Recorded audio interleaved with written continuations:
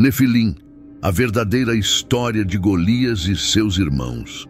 O gigante mais famoso da história é Golias, da Bíblia.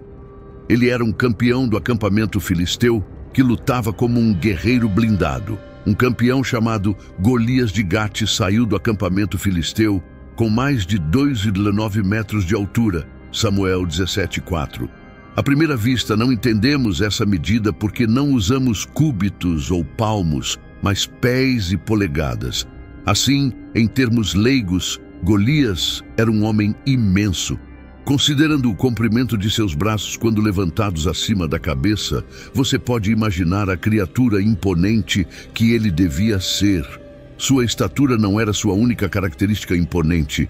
Ele usava um capacete de bronze na cabeça e estava vestido com uma couraça de escamas feita de placas metálicas sobrepostas, pesando mais de 56 quilos. Ele tinha grevas de bronze nas pernas e uma lança de bronze pendurada entre os ombros. O cabo da lança era como uma viga de tecelão e sua cabeça pesava cerca de 6,8 quilos, enquanto um porta-escudos ia à sua frente. Samuel 17:5-7. Ele estava vestido com o que chamaríamos de cota de malha, e os filisteus usavam uma grande peça de tecido semelhante a uma lona com anéis de bronze sobrepostos, do ombro até o joelho. Esta armadura fornecia proteção contra as armas afiadas e mortais do inimigo. Além de sua armadura pessoal, Golias tinha outro homem correndo à sua frente, carregando um escudo tão grande quanto uma pessoa. Tudo para lhe fornecer defesa extra. Imagine como seria intimidante enfrentar um gigante vestido com uma armadura pesada. Verdadeiramente, qualquer um estaria em grande desvantagem, tentando desafiá-lo em combate. Reflita sobre a presença e a preparação deste formidável lutador. Golias posicionou-se e mostrou isso às fileiras de Israel, dizendo-lhes: "Por que vocês vieram para se alinhar para a batalha? Não sou eu um filisteu, e vocês não são servos de Saul? Escolham um homem para vocês e deixem-no descer até mim. Se ele for capaz de lutar comigo e me matar, então nos tornaremos seus servos. Mas se eu prevalecer contra ele e matá-lo, então vocês se tornarão nossos servos e servos." Samuel 17:8-9. Golias propôs uma estratégia popular na civilização oriental, ou seja, combate representativo ou um conflito de 1 para 1. Ele representava as forças filisteias, e quem Israel escolhesse representaria as forças israelitas. O resultado era simples. O lado cujo campeão vencesse seria declarado o vencedor, enquanto o exército do outro enfrentaria uma derrota total. Não há necessidade de trazer todos os seus soldados para esta batalha. Apenas escolham um guerreiro para enfrentar-me, e eu o enfrentarei. Eu sou o campeão. Eu sou imbatível. Golias não apenas emitiu esse desafio e desapareceu. Ele persistiu com seu desafio por longos 40 dias. O filisteu Golias saía de manhã e à noite e se posicionava por 40 dias. Samuel 17:16. Ele marchava todas as manhãs e noites por mais de 1 mês, exibindo seu tamanho e força, desafiando qualquer um a enfrentá-lo. Enquanto isso, nas montanhas de Judá, perto de Belém, um jovem chamado Davi cuidava das ovelhas de seu pai. Ele era muito jovem para se juntar ao exército. Na verdade, Davi provavelmente não estava ciente do conflito entre os israelitas e os filisteus naquele momento. Ele pode nem ter ouvido falar de Golias. Sua única preocupação era que 3 de seus irmãos mais velhos estavam servindo no exército de Saul. Por outro lado, o pai de Davi estava preocupado com seus 3 filhos mais velhos. Jessé estava ficando mais velho e provavelmente não seria capaz de fazer a jornada pelas montanhas sozinho. Então ele chamou seu filho mais novo e disse-lhe: "Davi, eu preciso que você faça uma tarefa para mim." Então Jessé disse a Davi, seu filho: "Pegue este grão torrado e estes 10 pães e vá depressa ao acampamento deles. Leve também estes 10 queijos ao comandante da unidade. Veja como estão seus irmãos e traga notícias deles." Samuel 17:17-18. Então Davi se levantou cedo de manhã, deixou o rebanho com um guarda e levou os suprimentos. E seguiu conforme Jesse havia instruído. Ele chegou ao acampamento enquanto o exército se movia em formação para a batalha, gritando o grito de guerra. Samuel 17:20. Ao se aproximar das bordas do acampamento israelita, ele notou as tropas se preparando para a batalha e ouviu o grito de guerra. Ele simplesmente queria observar e ver o que estava acontecendo. Então Davi correu para a linha de frente para cumprimentar seus irmãos, deixando sua bagagem sob os cuidados do guarda da bagagem. Depois, Davi deixou seus suprimentos com o guarda de suprimentos e correu para as fileiras, cumprimentou seus irmãos e, enquanto ele estava falando com eles, veio o campeão filisteu de Gate, chamado Golias, falando as mesmas palavras novamente. E Davi o ouviu. Samuel 17:22-23. Imagine o seguinte cenário. Enquanto estava lá com seus 3 irmãos, Davi ouve um grito alto vindo do outro lado do vale e, instantaneamente, todos ao seu redor começam a correr para trás e se esconder dentro de suas tendas. Quando os homens de Israel viram o homem, fugiram dele e ficaram muito assustados. Samuel 17:24. Tenha em mente que Davi nunca tinha visto ou ouvido falar deste gigante de Gate ou de seu desafio. Enquanto olhava para o campo de batalha, viu um homem gigante coberto de armadura gritando ameaças, desafiando e amaldiçoando o Deus de Israel, e Davi ficou enfurecido com isso. Lembre-se de que este é o 41º dia em que os israelitas têm enfrentado Golias. Mas é a primeira vez que Davi o encontra. Então Davi falou aos homens que estavam com ele: o que será feito para o homem que matar este filisteu e remover a desgraça de seu insulto de Israel? Pois quem é este filisteu incircunciso que insultou e desafiou os exércitos do Deus vivo? Os homens lhe disseram o que seria feito para o homem que o matasse. Samuel 17:26-27. Davi então teve uma reunião com o rei Saul. Davi disse a Saul: que o coração de nenhum homem desfaleça por causa dele. Teu servo irá e lutará com este filisteu. Então Saul disse a Davi: você não é capaz de ir contra este filisteu para lutar com ele, pois você é apenas um jovem e ele tem sido um guerreiro desde a sua juventude. Mas Davi disse a Saul: teu servo guardava as ovelhas de seu pai, e quando vinha um leão ou um urso e levava um cordeiro do rebanho, eu saía atrás dele, o feria e arrancava o cordeiro de sua boca. E quando ele se levantava contra mim, eu o agarrava pela barba, o feria e o matava. Teu servo matou tanto o leão quanto o urso, e este filisteu incircunciso será como um deles, pois ele insultou e desafiou os exércitos do Deus vivo. Davi disse: o Senhor, que me livrou da garra do leão e da garra do urso, me livrará da mão deste filisteu. E Saul disse a Davi: vai, e que o Senhor esteja contigo. Então Saul vestiu Davi com suas próprias vestes, colocou um capacete de bronze em sua cabeça e colocou uma couraça sobre ele. Davi então prendeu sua espada sobre a armadura e tentou andar, mas não conseguiu, pois não estava acostumado com elas. Davi disse a Saul: não posso ir com estas, pois não estou acostumado com elas.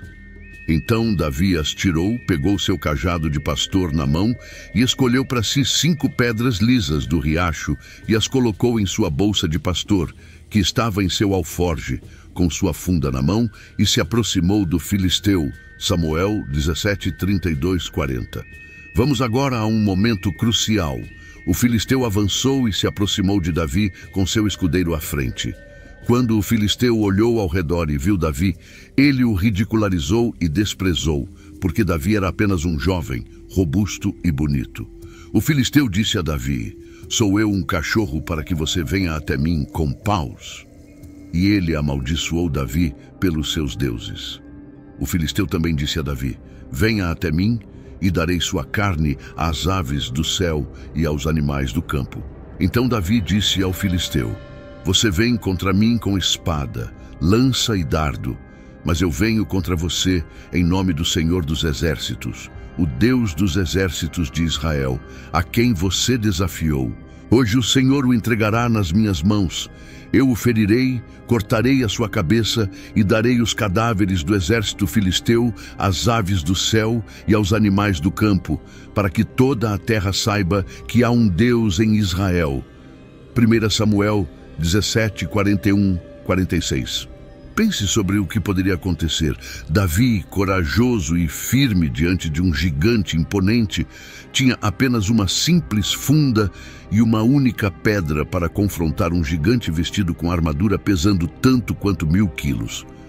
Quando o filisteu avançou para encontrar Davi, Davi correu rapidamente em direção à linha de batalha para enfrentar o filisteu.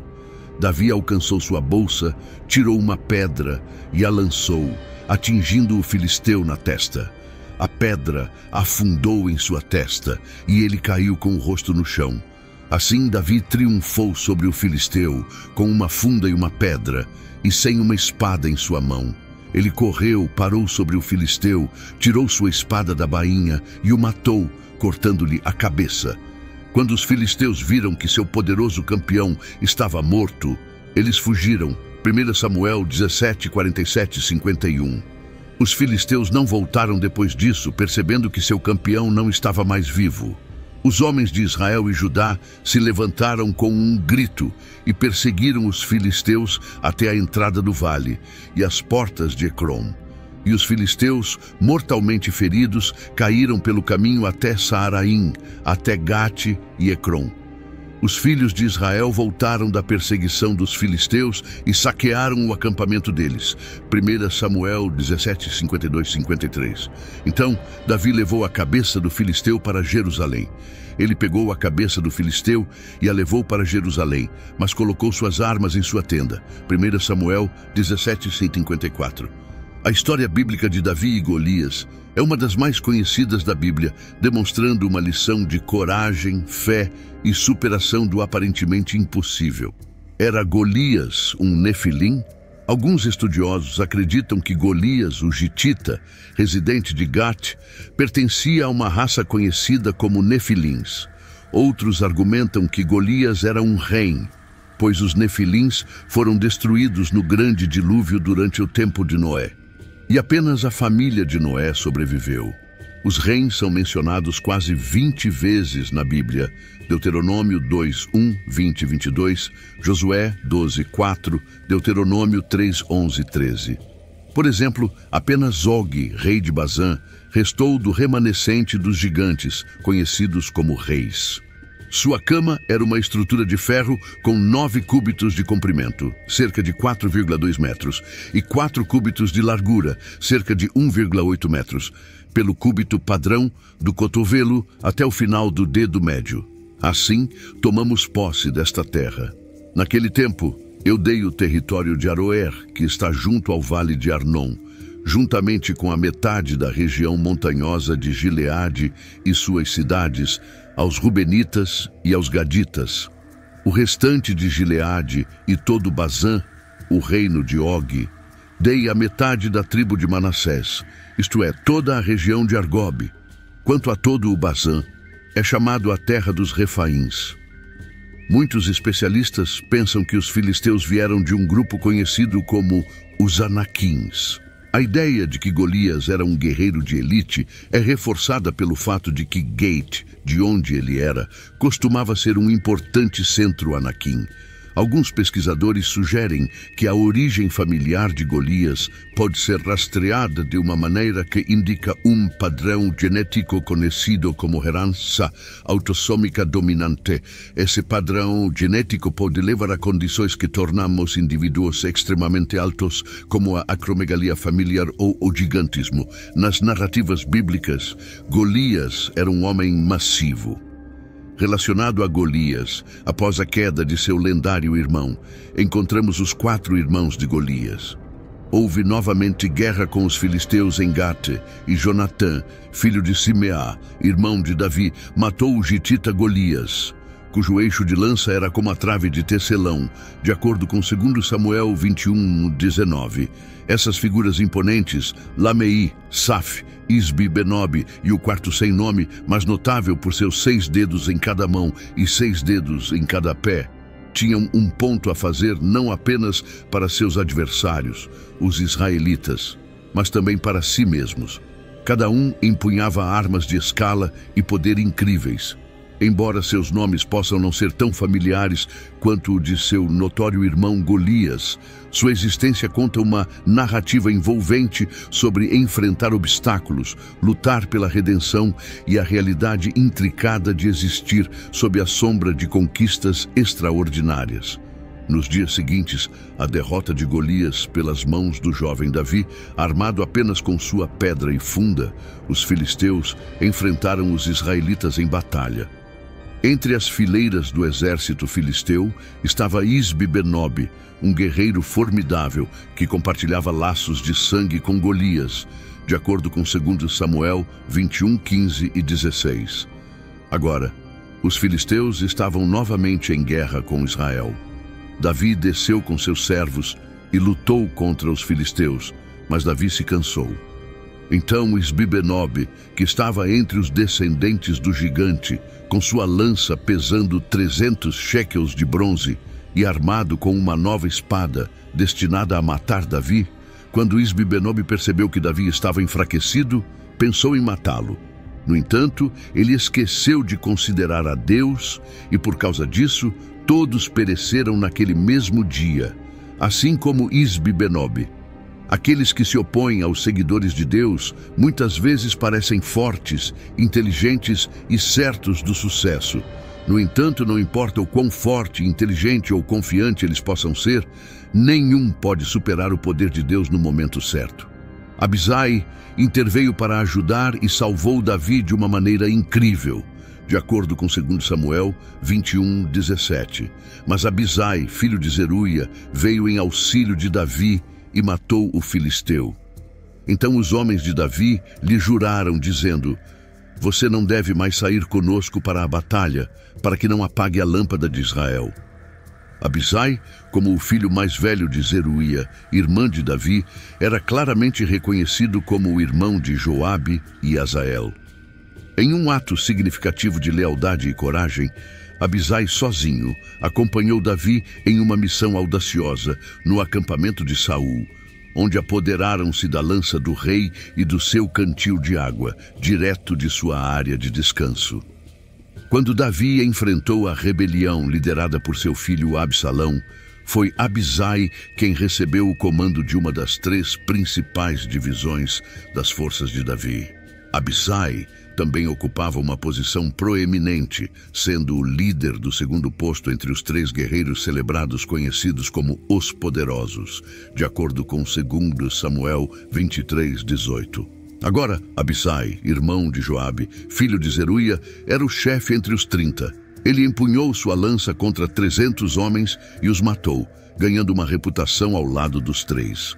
Nesta história, precisamos reconhecer a coragem de Abisai e sua forte lealdade ao seu líder. Embora ainda mais elogios devam ser dados ao maravilhoso timing e apoio de Deus, intervindo exatamente quando Davi mais precisava de ajuda. Não importa quão difíceis as coisas fiquem, aqueles com uma causa nobre e um defensor determinado não serão deixados sozinhos. Abisai permaneceu firme, não fugindo mesmo quando as coisas pareciam sombrias. Ele bravamente manteve sua posição e, nesse momento crucial, Deus enviou assistência. Embora o ajudante fosse mais jovem e menos experiente, Davi aceitou humildemente esse apoio. Até os heróis mais corajosos podem ter momentos de fraqueza, mas aqueles que permanecem firmes e não cedem ao medo encontrarão alívio. Eles emergirão mais fortes e vitoriosos após essa experiência. Os seguidores de Davi decidiram que ele não deveria mais se arriscar assim. Eles o convenceram facilmente a evitar o combate direto com Absalão.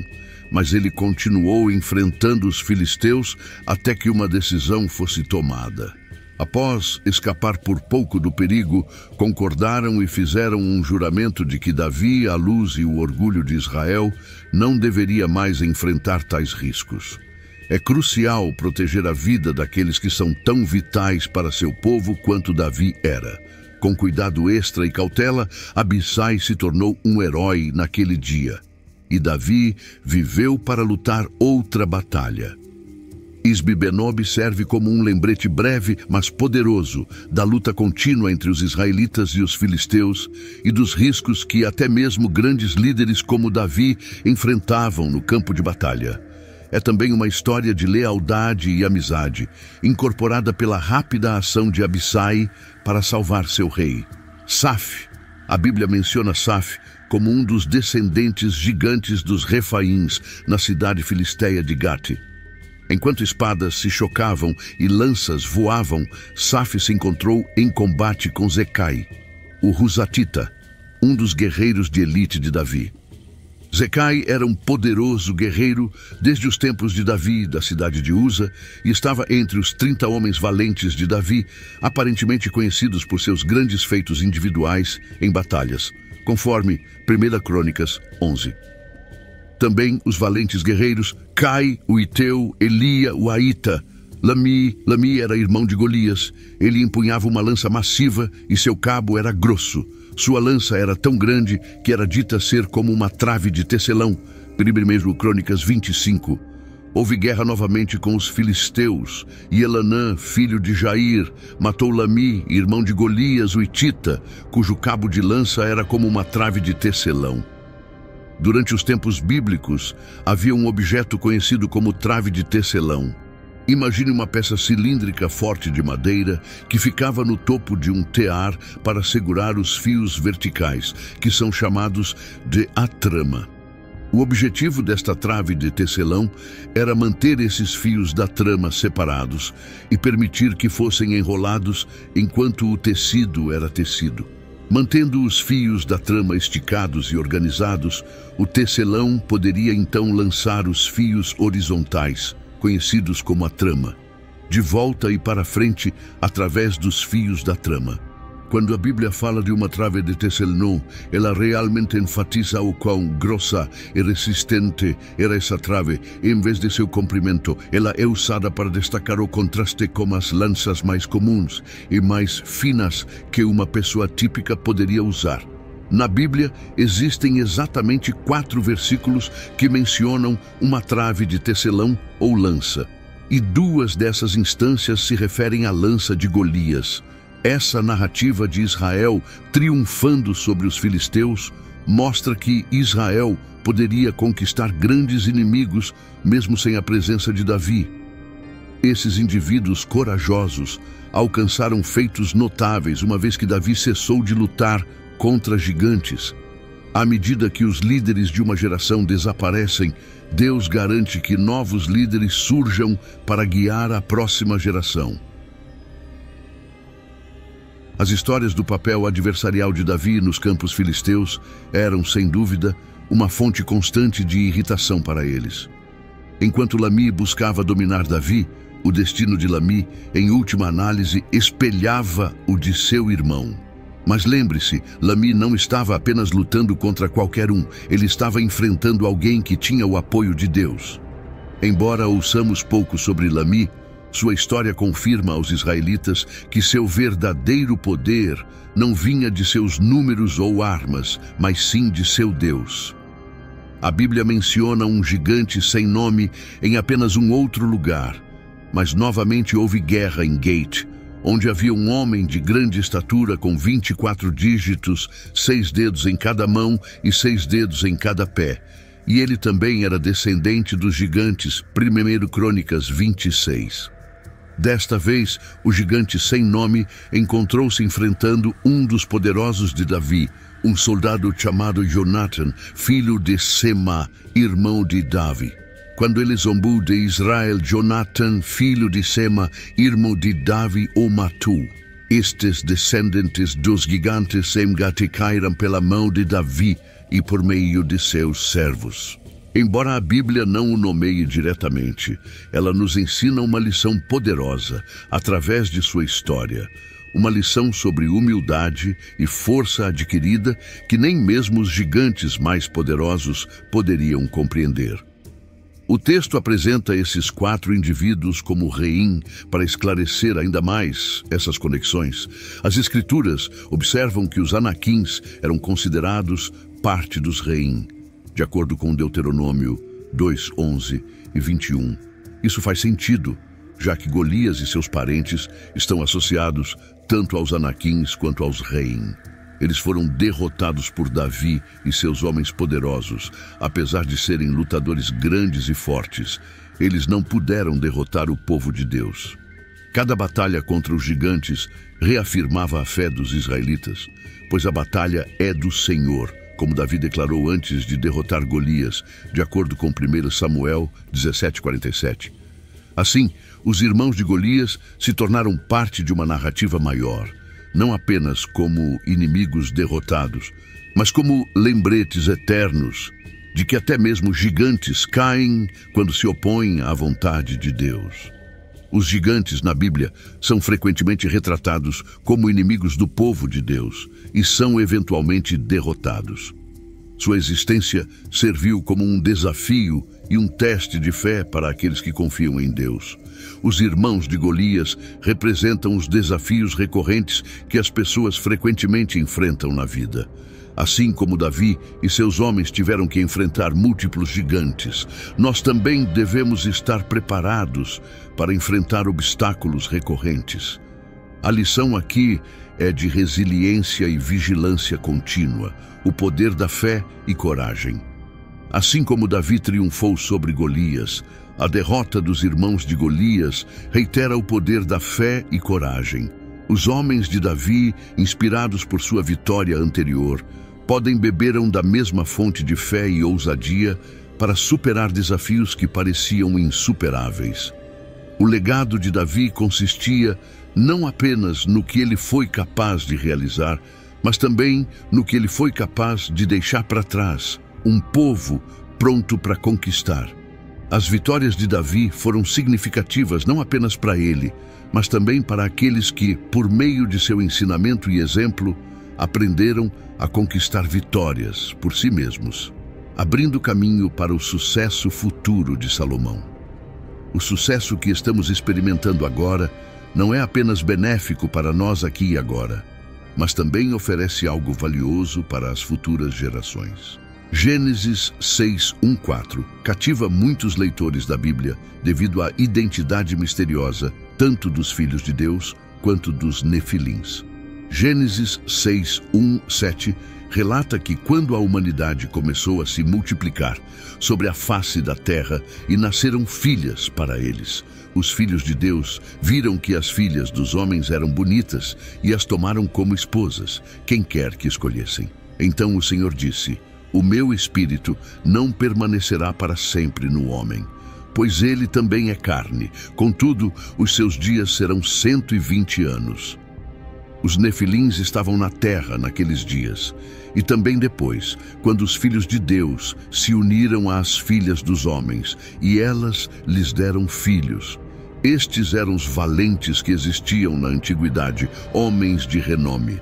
Então o Senhor viu que a maldade do homem era grande na terra, e que toda a intenção dos pensamentos do seu coração era somente má continuamente. Então o Senhor lamentou ter feito o homem sobre a terra, e isso o entristeceu profundamente. Então o Senhor disse: "Vou eliminar o homem que criei da face da terra, desde o homem até os animais, até os répteis e até as aves do céu, porque lamento tê-los feito." Havia um problema com o casamento profano entre os filhos de Deus e as filhas dos homens durante aqueles dias de rápida expansão populacional, principalmente devido à longa vida no mundo pré-diluviano. A Bíblia diz que eles tomaram esposas para si de tudo o que escolheram. Podemos inferir por que Satanás enviou seus anjos para se misturar com mulheres humanas diretamente ou indiretamente. Satanás tentou poluir o pool genético humano com corrupção satânica, plantando algo semelhante a um patógeno genético para tornar a raça humana inadequada para carregar a semente da mulher, o Messias prometido em Gênesis 3,15. E porei inimizade entre ti e a mulher, e entre a tua semente e a sua semente. Ele ferir-te-á a cabeça, e tu ferir-lhe-ás o calcanhar. O Salvador não poderia nascer de uma mãe possuída por demônios. Então, se Satanás pudesse infectar toda a raça, o libertador não poderia vir. Satanás estava à beira de triunfar. A humanidade tinha se tornado tão corrupta que Deus decidiu começar de novo com Noé e seus filhos e confinar os demônios que haviam causado tal corrupção, garantindo que nunca mais pudessem repetir suas ações. O meu espírito não contenderá com o homem para sempre. Deus nunca quis que ficássemos presos em nossas maneiras teimosas e desafiadoras para sempre. Isso mostra que nosso afastamento de Deus alcançou um estágio crítico, um ponto onde não podemos simplesmente retornar como se nada tivesse acontecido. A paciência de Deus não é infinita. Chegará um momento em que Ele decidirá que já é o suficiente. É precisamente por isso que devemos declarar hoje, não algum amanhã incerto, como o momento em que escolhemos responder ao chamado de Jesus. Não temos garantia de que Deus nos procurará em outro dia, mesmo que seus dias se estendam por 120 anos. Curiosamente, o dilúvio também ocorreu 120 anos após essa proclamação. Em seguida, lemos sobre gigantes na terra naqueles dias, referindo-se à proliante natural da união entre os filhos de Deus e as filhas dos homens. No entanto, havia indivíduos de tamanho distintivo na terra, tanto antes quanto depois do dilúvio. Aqueles que vieram antes do dilúvio eram notáveis devido ao elemento diabólico de sua linhagem. Éramos poderosos da antiguidade, homens de renome. A grande maldade do homem nos dias de Noé era que toda a intenção dos pensamentos do seu coração era somente má continuamente. Esta é uma declaração poderosa, significando que nenhum aspecto da natureza humana estava livre do pecado. Uma declaração mais enfática sobre a maldade do coração humano é dificilmente concebível. Jesus disse que assim como foram os dias de Noé, assim será a vinda do Filho do Homem, Mateus 24:37, significando que as condições do mundo antes da chegada de Jesus serão semelhantes às dos dias antes do dilúvio. Infelizmente, muitas pessoas ignoram essa passagem antes do nascimento de Cristo e nos primeiros dias da Igreja. Os crentes entendiam os filhos de Deus como seres espirituais ou anjos que se casaram com mulheres humanas e produziram uma prole enorme chamada Nefilim. Hoje, essa interpretação não é tão comum, pois as pessoas frequentemente rejeitam explicações sobrenaturais. Enquanto muitos cristãos podem aceitar eventos bíblicos, como o nascimento milagroso e a ressurreição de Jesus, eles acham difícil acreditar no conceito de gigantes nascidos de humanos e espíritos. Gênesis 6:6 nos diz que o Senhor se arrependeu. Em algumas versões da Bíblia, o termo usado é arrependeu-se, a palavra hebraica nakam, que significa arrepender-se ou lamentar, expressa uma profunda tristeza ou um suspiro pesado. Quando lemos que o Senhor se arrependeu, significa que Deus está falando de uma maneira que podemos entender, revelando suas emoções. Esta escritura sugere que o erro entristeceu profundamente a Deus. Deus personifica o amor puro. Ele nos ama imensamente e anseia pelo nosso bem-estar. Nosso pecado o entristece profundamente e ele sente tristeza quando nos desviamos do caminho certo. Algumas das palavras mais emocionantes da Bíblia estão em Gênesis 6:6. E arrependeu-se o Senhor de haver feito o homem sobre a terra, e pesou-lhe em seu coração. Entristeceu a Deus que todos os seres humanos, exceto a família imediata de Noé, tiveram que ser destruídos. Ele adorava os homens e mulheres que criou para serem como ele, aqueles que governariam a terra e refletiriam sua glória. Mas por que os homens se tornaram tão maus de repente? Foi porque a linhagem divina se misturou com a linhagem ímpia? Ou foi pelo menos em parte porque a humanidade se misturou com seres espirituais? Eu argumentaria a favor da última hipótese. Aqui estão as 3 principais visões sobre quem realmente eram os filhos de Deus. Primeiramente, alguns acreditam que eram anjos que caíram da graça. Em segundo lugar, outros argumentam que eram líderes humanos poderosos. Em terceiro lugar, há a visão de que eram descendentes virtuosos de Sete, que se casaram com a linhagem pecadora de Caim. As razões que apoiam a crença convencional de que esses filhos de Deus eram seres celestiais que interagiram com mulheres humanas, resultando nos Néfilim, incluem um ponto significativo. O termo filhos de Deus aponta consistentemente para. No contexto do Antigo Testamento, o que apoia essa interpretação? Jó 1,6 diz: Ora, houve um dia em que os filhos de Deus vieram apresentar-se perante o Senhor, e Satanás também veio entre eles. Jó 2,1 repete: E novamente, houve um dia em que os filhos de Deus vieram apresentar-se perante o Senhor, e Satanás também veio entre eles apresentar-se perante o Senhor. Jó 38,7 afirma: Quando as estrelas da manhã juntas alegremente cantavam, e todos os filhos de Deus jubilavam. Em todos esses casos, os filhos de Deus são seres angelicais, incluindo Satanás. A frase filhos de Deus, usada em Jó, sugere que Gênesis 6 está se referindo a espíritos, anjos. Gênesis 6, 1 e 2 contrastam os filhos de Deus com o homem, sugerindo que estes são seres não humanos. Gênesis 6:1 afirma que os homens começaram a multiplicar-se sobre a face da terra e lhes nasceram filhas. A palavra hebraica para homem é o termo genérico para humanidade, como usado em Gênesis 5:1 e 2. Os filhos de Deus são contrastados com o homem. Portanto, os filhos de Deus eram distintos do homem e casaram-se com filhas de toda a humanidade. Como resultado, os filhos de Deus devem ser seres não humanos de algum tipo. O contexto sugere que os Néfilim eram a prole resultante de seres espirituais e humanos.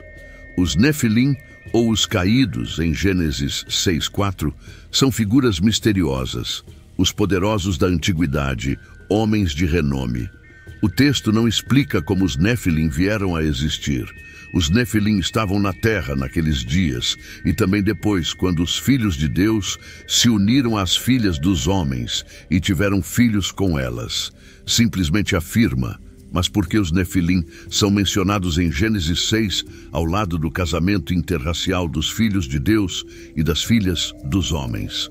Não está claro como esses poderosos de renome surgiram, senão como resultado do casamento interracial entre seres espirituais e humanos. Judas entende Gênesis 6:1-4 como referindo-se ao casamento interracial entre seres espirituais e humanos. Judas, versículo 6, fala dos anjos que não ficaram dentro de sua autoridade designada, mas abandonaram seu lar apropriado. Se Judas não está aludindo a algum evento oculto, parece que ele está se referindo aos anjos que deixaram o céu para habitar na terra, como descrito em Gênesis 6:1-4. Esta perspectiva apoia a crença de longa data de que os filhos de Deus se envolveram com mulheres humanas, resultando no nascimento dos Nefilim. Embora esse conceito possa parecer estranho hoje, não é mais incomum do que o resto da realidade bíblica, que muitas vezes é mais bizarra do que qualquer conto. E o universo que Deus criou é muito diferente do que nossa compreensão usual. Os filhos de Deus viram as filhas dos homens. É mais preciso ver os filhos de Deus como demônios, anjos em rebelião contra Deus, ou homens possuídos de forma única por demônios, e as filhas dos homens como mulheres humanas. Judas, versículo 6, e os anjos que não guardaram o seu próprio domínio. 1 Pedro 3, 19 e 20 nos informa que Jesus proclamou sua vitória na cruz sobre eles. Em 1 Pedro 3, versículos 19 e 20, onde ele também foi e fez uma proclamação aos espíritos em prisão, que outrora foram desobedientes, quando a paciência de Deus esperava nos dias de Noé, durante a construção da arca, na qual algumas, isto é, 8 pessoas, foram trazidas com segurança através da água. Mas Noé encontrou graça aos olhos do Senhor. Enquanto Deus ordenava que toda a terra fosse purificada dessa poluição, ele encontrou um homem com quem começar novamente, Noé, que encontrou graça aos olhos do Senhor. Não, Noé não mereceu graça, ele a encontrou. Ninguém merece graça, mas todos podemos encontrá-la. Isso era verdade naquela época e é verdade hoje. Mas onde o pecado abundou, a graça superabundou. Romanos 5:20. Deus chamou Noé para construir a arca. Noé era um homem justo, perfeito em suas gerações. Esta explicação sobre Noé, que é especial para ele, não apenas destaca a boa vida de Noé, mas também sugere que ele permaneceu intocado pelos planos malignos de Satanás, que tentou introduzir uma influência prejudicial na linhagem da raça humana. Podemos entender que Noé tinha um tipo de bondade que vem da fé, porque logo após o fim do dilúvio e ele saiu da arca, a primeira coisa que ele fez foi fazer ofertas. Gênesis 8:20. Então Noé construiu um altar ao Senhor e tomou de todo tipo de animais limpos e de toda ave limpa e ofereceu holocaustos sobre o altar. Noé gerou 3 filhos, Sem, Cã e Jafé. Esses 3 filhos de Noé desempenharam um papel significativo na narrativa, e Deus os usou para reconstruir o restante da raça humana. Em vez de exterminar toda a raça, Deus preservou um remanescente. Parece que depois do dilúvio, os anjos caídos mais uma vez cometerão seus pecados, mas desta vez em uma escala muito menor em comparação com antes do dilúvio. Quando os israelitas voltarão a Moisés após explorar a terra de Canaã, eles trouxeram de volta esta notícia. Eles relataram ter visto, no entanto, é mais provável que esses espiões tenham visto pessoas muito altas em Canaã, e por medo, pensaram erroneamente que eram os nefilins. Existe a possibilidade de que após o dilúvio, os demônios mais uma vez tenham se unido a mulheres humanas, dando origem a mais nefilins. Pode até ser que alguns traços dos nefilins tenham sido herdados pela linhagem de uma das noras de Noé. Independentemente disso, esses gigantes encontrados em Canaã foram conquistados pelos israelitas durante sua conquista.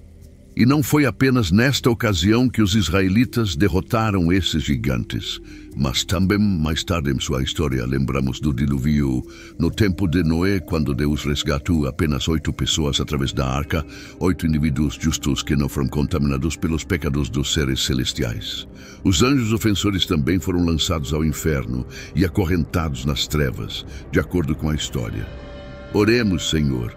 Nos reunimos diante de Ti em busca de compreensão e iluminação por meio das Tuas sagradas Escrituras, com as quais nos abençoaste. Que Tuas Escrituras sejam um farol de luz em nossas vidas, iluminando o caminho da retidão e nos levando a uma conexão mais profunda contigo. Que cada palavra que lemos e contemplamos ressoe dentro de nós, mexendo nossas almas e nos inspirando a viver de acordo com a Tua vontade. Guia-nos, Senhor, em nossa busca por conhecimento e compreensão, ajudando-nos a discernir a verdade no meio das complexidades da interpretação e concedendo-nos o discernimento para distinguir entre Tua sabedoria divina e a loucura humana. Enche nossos corações com amor e compaixão enquanto estudamos Tuas Escrituras, sempre nos lembrando da importância da bondade e empatia para com os outros. Que Teus ensinamentos nos inspirem a ser instrumentos de Tua paz, espalhando amor e compreensão onde quer que vamos. Concede-nos a força para aplicar as lições que aprendemos de Tuas Escrituras em nossas vidas diárias, transformando nossos pensamentos, palavras e ações para refletir Tua presença divina dentro de nós. Que Tuas palavras sejam uma fonte de conforto nos momentos de provação, uma fonte de esperança nos momentos de desespero e uma fonte de alegria nos momentos de celebração. Abençoa a nossa comunidade de buscadores, ó Senhor, enquanto caminhamos juntos em nossa busca por crescimento espiritual e compreensão. Ajuda-nos a apoiar e elevar um ao outro, promovendo um espírito de unidade e cooperação enraizado em teu amor. Finalmente pedimos tua contínua orientação e proteção enquanto navegamos pelas complexidades da vida.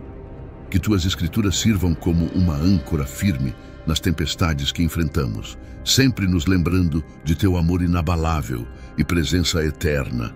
Em nome de Jesus, oramos. Amém.